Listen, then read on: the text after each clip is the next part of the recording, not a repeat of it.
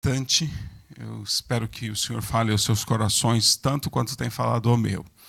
Eu me sinto cada vez eu me sinto menos pregador. Já estou a pregar aí há 45 anos. E cada vez que eu subo ao púlpito, eu me acho menos pregador ainda. Ou seja, cada vez estou menos seguro de falar. Mas cada vez mais eu tenho falado não daquilo que eu acho, daquilo que eu encontro nas Escrituras, o que eu estudo, e mais daquilo que eu tenho procurado viver, daquilo que eu tenho procurado experimentar. Me perdoem se for uma mensagem singela demais, se for uma mensagem muito simples, mas é algo que tem tocado profundamente meu coração e que eu tenho vivido. Assim, eu posso consolar vocês com as consolações que eu tenho recebido do Senhor. Amém? Quero convidá-los à leitura de Lucas, o capítulo 5. Nós vamos ler, não costumo ler muitos versículos, mas hoje é um dia especial. Nós vamos ler 11 versículos nesse texto, do 1 ao 11. Lucas, capítulo 5, versículos 1 ao 11.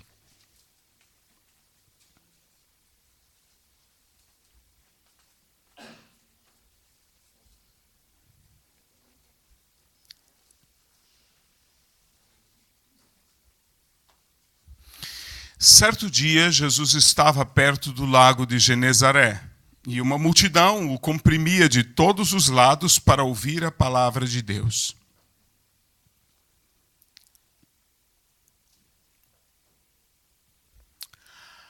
Viu à beira do lago 2 barcos, deixados ali pelos pescadores que estavam lavando as suas redes. E entrou num dos barcos, o que pertencia a Simão, e pediu-lhe que o afastasse um pouco da praia. Então sentou-se e do barco ensinava o povo. Tendo acabado de falar, disse a Simão: vá para onde as águas são mais fundas. E a todos: lancem as redes para a pesca. E Simão respondeu: mestre, esforçamo-nos a noite inteira e não pegamos nada. Mas porque és tu quem está dizendo isto, vou lançar as redes. E quando fizeram, pegaram tal quantidade de peixes que as redes começaram a rasgar-se. Então fizeram sinais aos seus companheiros no outro barco para que viessem ajudá-los. E eles vieram e encheram ambos os barcos ao ponto de começarem a afundar. E quando Simão Pedro viu isso, prostrou-se aos pés de Jesus e disse: afasta-te de mim, Senhor, porque sou um homem pecador. Pois ele e todos os seus companheiros estavam perplexos com a pesca que haviam feito, como também Tiago e João, os filhos de Zebedeu, sócios de Simão. E Jesus disse a Simão: não tenha medo, de agora em diante você será pescador de homens. Eles então arrastaram seus barcos para a praia, deixando tudo, e o seguiram. Esta é a palavra de Deus. Nós sempre falamos sobre visão missionária como algo importante e fundamental para que haja missões, para que haja tanto o ser missional como o fazer missional. E, de fato, a visão, ou uma visão de longo prazo, é extremamente necessária para a obra missionária, como é para qualquer empreendimento. Não é? Ninguém mesmo estabelece, ainda que um pequeno negócio, se não tiver uma certa visão de longo prazo, se não enxergar meses à frente, se não tiver uma ideia do que vai acontecer depois, de como é que vai se comportar depois. Não é possível simplesmente estabelecer um negócio ou até mesmo ser empregado de alguém se a gente não tem uma certa visão de longo prazo, se nós não planejamos com certa antecedência, se nós não nos preparamos para isso. De modo que cada empresa, de cada negócio, procura definir claramente a sua visão. E certamente vocês sabem e participam de reuniões em empresas e em negócios, em escolas e onde quer que seja, onde as pessoas vão dizer, bem, vamos pensar como será este ano, como serão os próximos meses. E até mesmo aqueles que têm filhos pequenos vão iniciar o ano letivo, muito provavelmente os professores farão uma reunião para mais ou menos dizer como é que vai ser o ano e para o que é que se tem que se preparar. Esta visão com antecedência é extremamente necessária para tudo, basicamente, o que nós fazemos. Esses dias estava escutando o rádio, alguém estava tocando o rádio, talvez em um carro que tomei, e as pessoas estavam a discutir como é que se preparavam para o futuro. E um jovem disse, eu nem casado não sou, mas desde os 20 anos eu já cuido da minha previdência privada. E então as pessoas perguntavam, mas como é que você, tão novo, faz uma coisa dessa? Ele disse, é porque começou a estudar enfermagem e logo arranjou um trabalho de cuidador. E ele disse, eu vejo como as pessoas de idade têm muita dificuldade com a questão financeira, então resolvi tomar conta. Ou seja, ele teve uma visão do futuro. E isto definiu a conduta dele no presente. E por que os outros jovens de 20 anos não cuidam da previdência deles, da aposentadoria deles com tanta antecedência? Porque não tem essa visão. Ou seja, se eu tenho uma visão de futuro, isso se reflete nos meus atos do presente. E quando eu não tenho atos no presente, é muito possível que eu não esteja tendo uma visão de futuro. Isso nos leva à questão missionária. Quando nós fazemos missões, é porque temos uma visão de futuro. E quando deixamos de fazer missões, é possível que esta visão de futuro não esteja lá. Estamos a olhar somente para o presente, para o momento, ou, quem sabe, porque temos uma outra visão que não é aquela visão que possibilita a questão missionária. Então, o fazer missões, o ser missional e o fazer missões não tem necessariamente a ver apenas ou principalmente com a minha teologia, com a minha igreja ou com qualquer outra coisa, muito mais tem a ver com a missão, se eu vejo ou não vejo à frente. Não é? E é interessante que a primeira coisa que se nota quando se entra, uma das primeiras coisas que se nota quando se entra nesse local de culto é justamente uma declaração de visão. Não é? Ela está ali. Não é? Não sei se todos veem. Não é? Com certeza todos olham. Eu preciso saber se veem, se é realmente algo que eu vejo. Não é? Olhe lá. O que é que está escrito? O que é que diz? Tenham coragem. O que é que diz?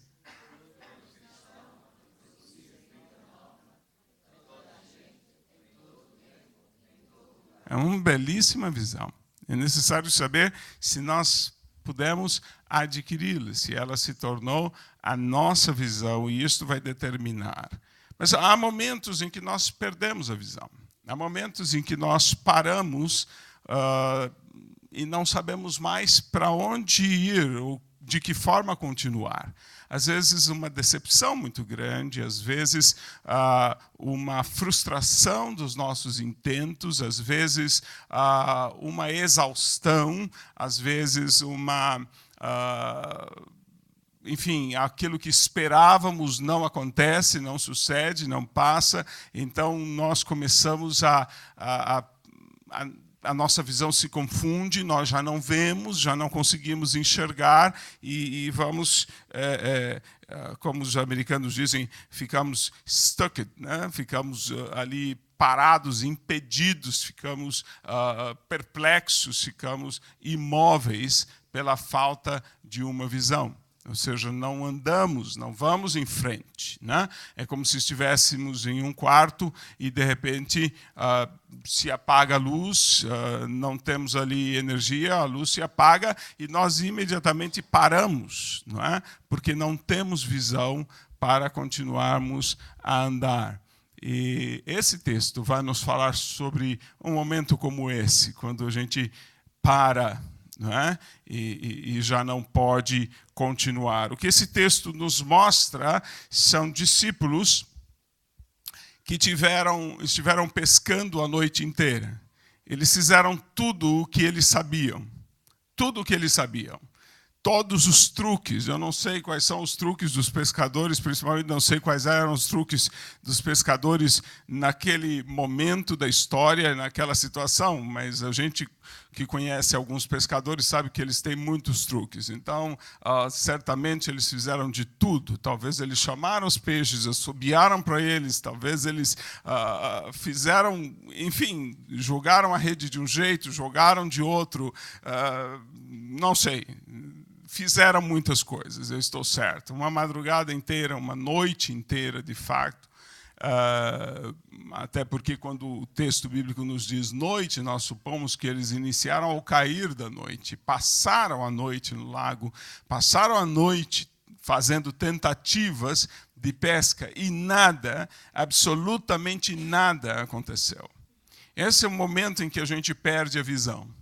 Esse é o momento em que a gente não tem mais para onde ir. É quando nós esgotamos aquilo que nós sabemos e nada acontece.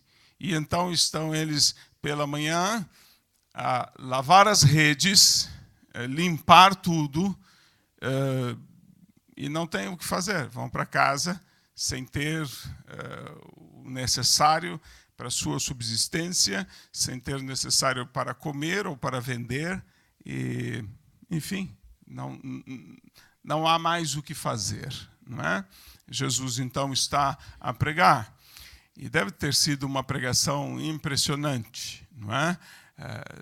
Como sempre, ao ponto de, quando Jesus resolve falar com esses pescadores, Pedro se refere a Jesus como mestre.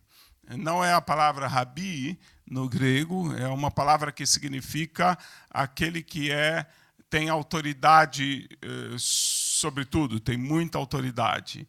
Certamente o modo como Jesus ensinou, e Pedro lavando a rede e escutando a voz de Jesus, e continuou lavando a rede, escutava a voz de Jesus, percebeu uma grande autoridade em Jesus. Né? E de sorte que quando Jesus diz a ele, bom, agora que eu terminei de usar seu barco, você pega o barco, vai para as águas mais fundas e lancem lá a rede. A primeira coisa que ele diz é mestre, ou seja, eu reconheço sua autoridade. Você sabe falar sobre tudo, você tem um conhecimento sobre tudo, mas veja bem, nós nos esforçamos a noite inteira e não pegamos nada. Ou seja, o que você está dizendo, o que você está a dizer, contradiz o nosso conhecimento e a nossa experiência. Não é? Você está a dizer algo que vai contrário àquilo que nós sabemos e também àquilo que nós estamos vivendo, aquilo que estamos experimentando. E então, o Senhor Jesus, eu fico imaginando a expressão firme, decidida, serena e intransigente, serenamente intransigente do Senhor, olhando para Pedro. Vai fazer o que eu estou falando ou não vai? E Pedro não acha outro modo. E Lucas diz simplesmente, quando o fizeram, ou seja, quando obedeceram o que Jesus estava dizendo, quando fizeram do jeito que Jesus estava dizendo, pegaram tal quantidade de peixes que as redes começaram a rasgar-se. Ou seja, a obediência à palavra de Jesus os conduziu a uma nova experiência, uma nova visão que superava o conhecimento e a experiência deles. Algo se descortinou, um grande potencial se abriu, aonde não havia mais visão, aonde havia total perplexidade, aonde não havia para onde ir, o que fazer. Né? E quantas vezes nós o sentimos? Essa é uma experiência que nós conhecemos. Conhecemos isso. Não é? Talvez quando chega o final do mês e às vezes 4 ou 5 dias depois do final do salário, né? Parece que o mês insiste em terminar bem depois do final do salário e a gente já fica perplexo. Para onde é que eu vou agora? O que é que eu vou fazer? Como é que eu continuo? De que maneira eu faço? Como é que eu continuo? Como é que são os próximos passos que eu devo dar? E é interessante ver que quando eles fizeram o que Jesus havia dito, todo um novo cenário se descortinou. Algo que ia além do que eles sabiam. Algo que ia além daquilo que eles experimentavam. Uma nova possibilidade se descortinou. Nós temos muitos momentos de ficarmos perplexos e parados sem uma visão de futuro.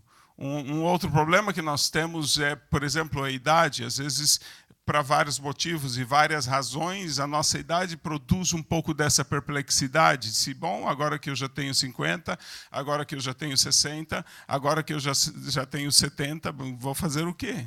Né? Não há mais tempo, não há mais possibilidades, ou seja, a idade também é um fator que impede a gente de enxergar à frente, enxergar o futuro. Porque nós perdemos ou não temos uma dimensão de eternidade. É como se a gente estivesse chegando diante de uma parede final, diante de uma rua sem saída, uma rua que termina ali e não há mais como ir, não é? E nem como voltar. Então, nós ficamos nessa situação. E, no entanto, quando Jesus disse, lance a rede, e eles dizem, ok, está contra meu conhecimento, contra minha experiência, contra tudo aquilo que eu tenho vivido. Mas por causa da sua palavra, porque eu percebo que é uma palavra de grande autoridade, então eu vou fazer como o Senhor está falando. E quando eles fazem, toda uma nova visão se descortina. É como se aquela parede final caísse e agora eles podem ver através dela e eles podem observar novas coisas. A primeira coisa que vemos logo depois disso é quando Simão Pedro viu isso, prostrou-se aos pés de Jesus e disse, afasta-te de mim, Senhor, porque sou um homem pecador.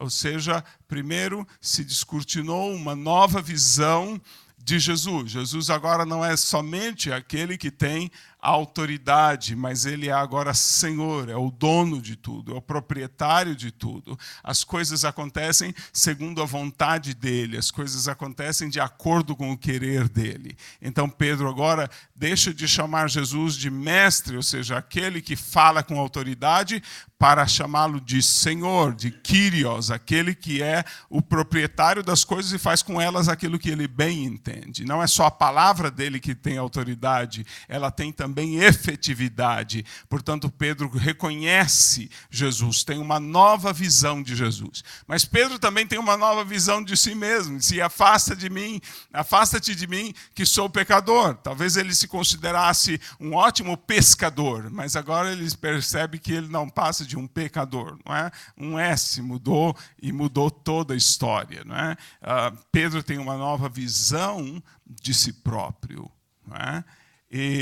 E não somente isso, o Senhor Jesus agora dá a ele uma nova visão de missão, um novo propósito de vida. Não tenha medo, de agora em diante você será pescador de homens. E eles então arrastaram seus barcos para a praia, deixaram tudo e os seguiram.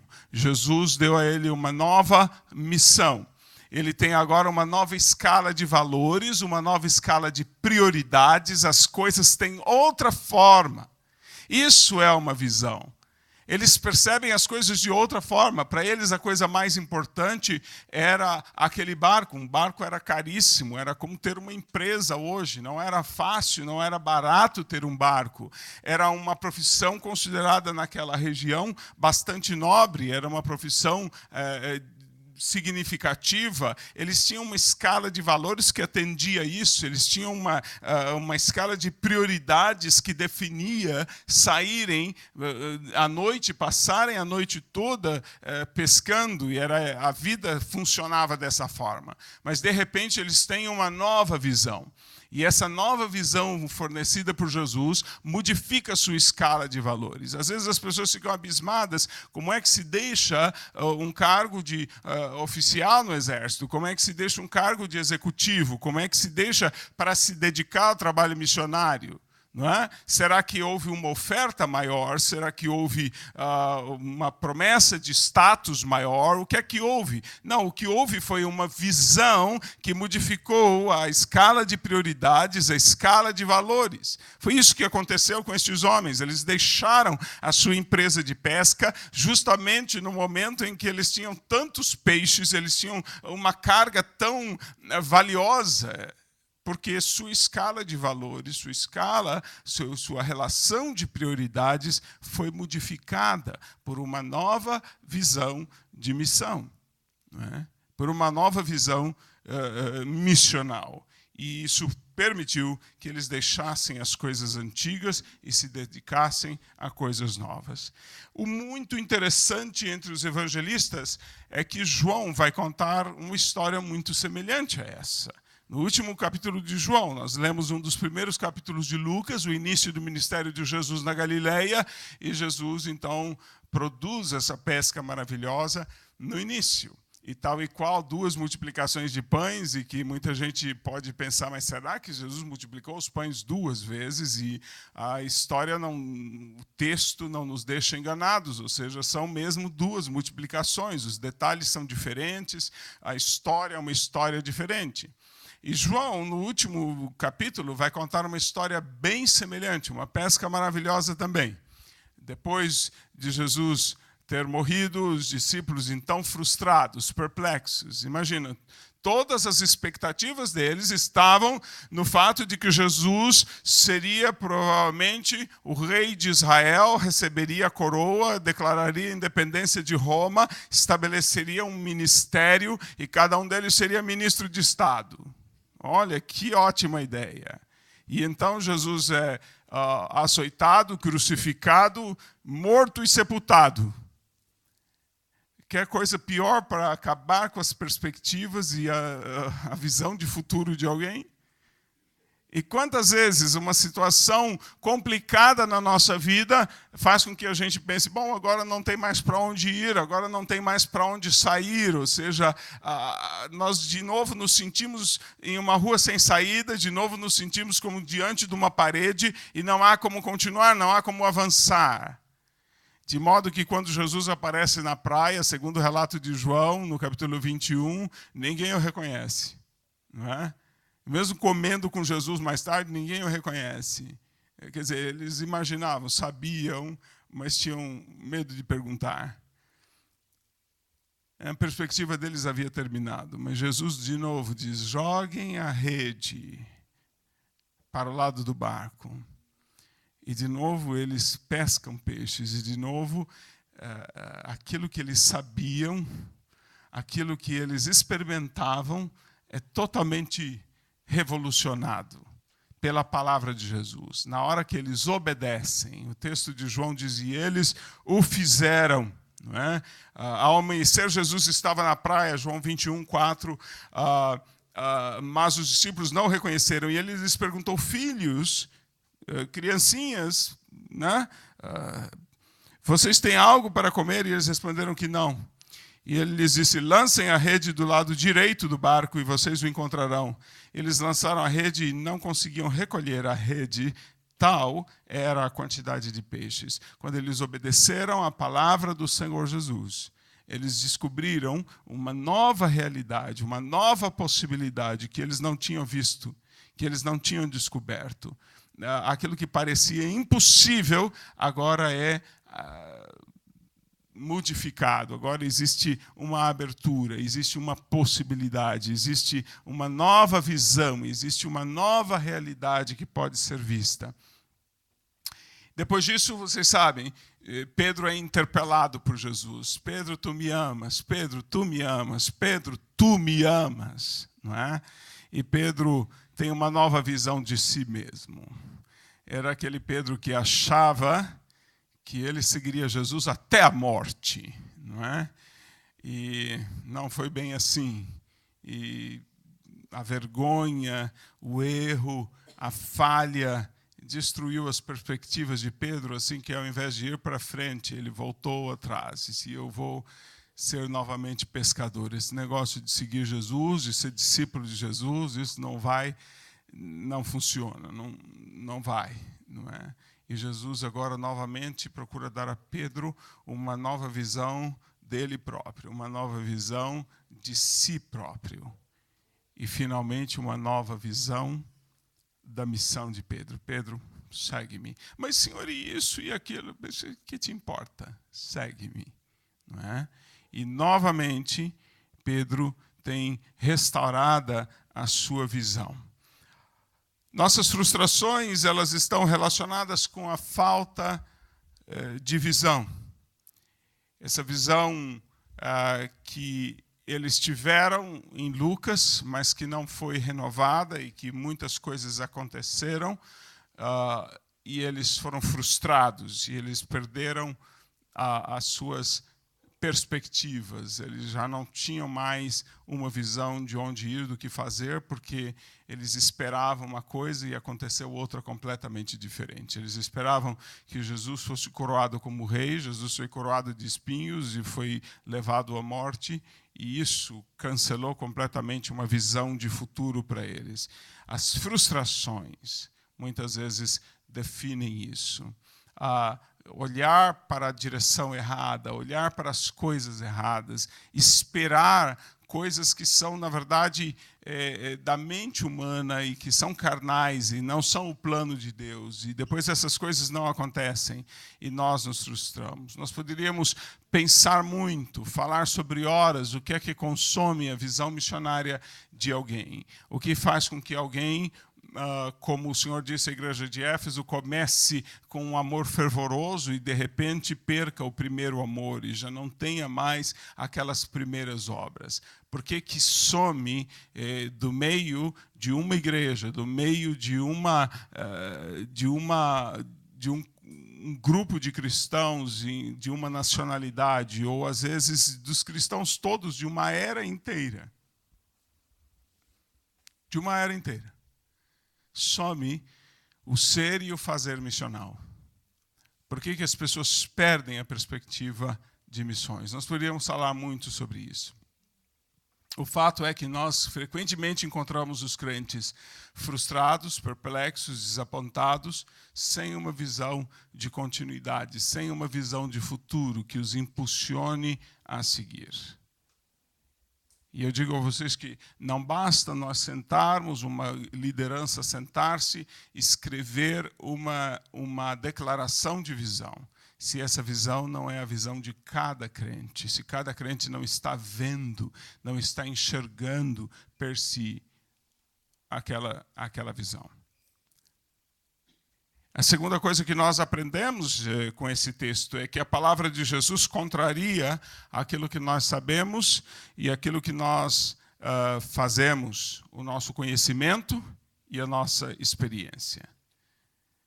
Quantos de nós têm tido essa experiência de que a palavra de Jesus sempre contraria aquilo que nós sabemos e aquilo que nós experimentamos? A palavra do Senhor diz que a diferença entre o pensamento de Deus e o nosso é tão larga, tão diferente como o céu está distante da terra. E até quanto o Oriente está distante do Ocidente. Deus tem planos muito diferentes dos nossos, tem uma visão muito diferente, porque Deus enxerga através de coisas que nós muitas vezes não enxergamos. E quando nós vemos uma parede, Deus vê um caminho infinito além dela. É necessário guiarmos-nos pela visão de Deus e não pela nossa própria visão. Mas o texto todo nos conduz a uma coisa. Se há, tanto em Lucas como em João, algo que os discípulos fizeram. E enquanto eu orava novamente sobre esta passagem, hoje pela manhã, bem cedo, e também como eu tenho orado nos outros dias, Senhor, não há praticamente nada nessa passagem para a gente fazer. O que é que eu digo a mim mesmo e o que é que eu digo a vocês para a gente fazer?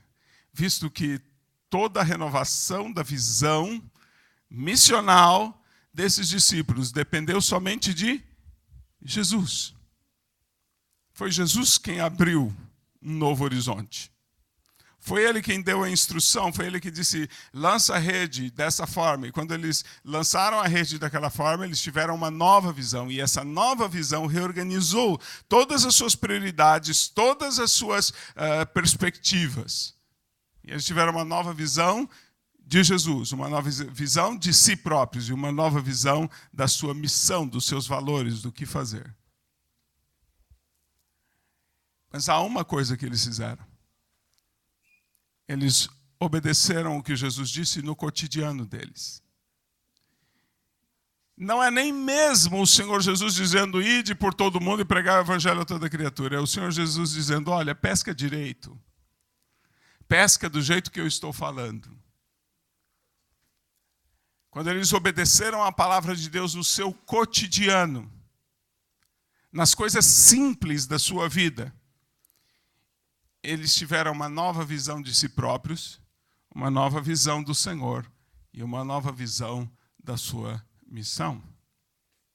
E quantas vezes nós não temos tido uma visão renovada, nós não temos tido uma nova visão, simplesmente porque não estamos atentando à palavra do Senhor em coisas simples da nossa vida. Como administrar o nosso dinheiro, como administrar o nosso trabalho, como cumprir nossas tarefas. Eu estou lendo novamente um livro da Idade Média, a prática da presença de Deus, e novamente estou tendo que voltar a um princípio muito simples, de que eu posso encontrar Deus no cotidiano, no dia a dia, nas tarefas simples, na cozinha, no caminho. Deus está ali. E nós muitas vezes estamos a andar como Jacó, que decidiu o que é que ele ia fazer para conseguir a herança, de que maneira ele ia fazer, e organizou estratagemas, e fez tantas coisas, e agora estava meio sem perspectiva. Tinha conseguido, enfim, a bênção do pai, tinha conseguido tantas coisas, mas não tinha mais para onde ir, não tinha o que fazer, não sabia qual seria o seu futuro, não sabia o que seria dele. E, de repente, bota ali a pedra para dormir e descobre que Deus está aqui e eu não sabia.